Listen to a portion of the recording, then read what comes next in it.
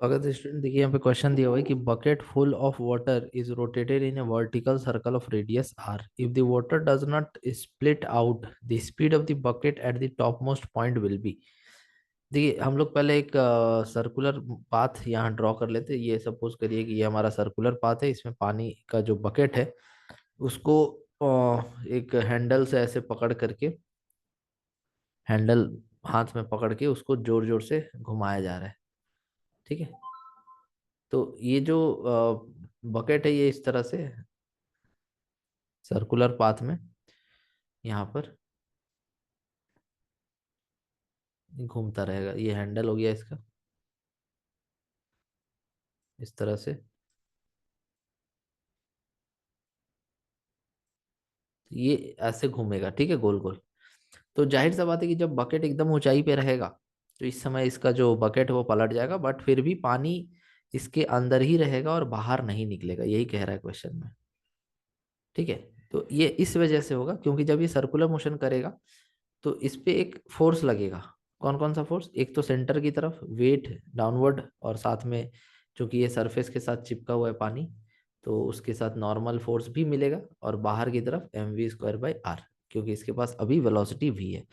तो centrifugal force, normal force, weight, ये जो फोर्सेस है ये आपस में इस तरह से बैलेंस्ड रहेंगे कि इस पानी को बकेट से नीचे गिरने नहीं देंगे। मतलब n प्लस एम जी का जो वैल्यू होगा वो mv² बाई आर के बराबर होगा, तब जाकर के बैलेंस सिचुएशन में पानी जो है वो नीचे की ओर नहीं गिरेगा। ठीक है, सेम सिचुएशन यहाँ पर होगा। जैसे कि क्या होगा कि ऊपर नॉर्मल ऐसे सेंटर की तरफ, नीचे mg, और नीचे ही लगेगा mu² बाई आर, क्योंकि सेंट्रीफ्यूगल फोर्स सेंटर से बाहर लगेगा, वेट नीचे लगेगा, और नॉर्मल सरफेस के परपेंडिकुलर लगेगा। ठीक है, तो इस तरह से यहाँ लगे तो यहाँ पर जो होगा n = mg + mu² by are होगा। ठीक है, तो इस केस में तो कोई चांस ही नहीं कि पानी बाहर निकल पाए। क्लियर है, क्योंकि जो भी फोर्स यहाँ पर है वो बकेट में अंदर की तरफ ही लग रहा है, तो यहाँ पर पानी बाहर आने का कोई चांस नहीं है। पानी बाहर आने का चांस बनेगा टॉप पोजीशन पे, क्योंकि यहाँ पर आप देख सकते हैं कि नॉर्मल और mg नीचे लगेगा जो पानी को खींचकर नीचे गिरा सकता है। तो अगर ये दोनों फोर्सेस आपस में बैलेंस है तो यहाँ पर पॉसिबिलिटी है कि पानी जो है वो बाहर ना आए। और अगर हम मिनिमम सिचुएशन लेते हैं तो मिनिमम सिचुएशन के अकॉर्डिंग n का जो वैल्यू होगा वो >= 0। इसका ये मतलब हुआ कि नॉर्मल का फोर्स नेगेटिव तो हो नहीं सकता, मतलब पॉजिटिव होगा तो >= 0। इक्वल टू इसलिए ले रहे हैं बिकॉज ये जो मिनिमम सिचुएशन है, मिनिमम सिचुएशन का मतलब पानी जो है वो जस्ट जस्ट सरफेस को टच करके रखा, मतलब कि अब सरफेस को टच करने जा रहा है, सरफेस के साथ टिका हुआ है।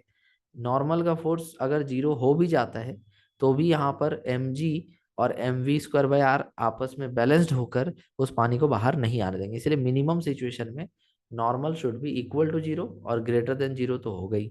तो यहाँ पर जैसे नॉर्मल का वैल्यू कितना है mv²बाई आर माइनस एम जी, तो ये जो mv²बाई आर माइनस एम जी का जो वैल्यू है ये अगर >= 0 होता है तो पानी बाहर नहीं आएगा, या फिर mv²बाई आर >= mg, या फिर m और m कट गया तो यहाँ से v² > या rg। ठीक है, r मल्टीप्लाई हो गया, या फिर v > √√r g। तो इस हिसाब से देखिए तो जो स्पीड होगा बकेट का टॉप मोस्ट पॉइंट पे वो होगा √√r g। आई होप आप ये क्वेश्चन समझ पाएंगे। Thank you.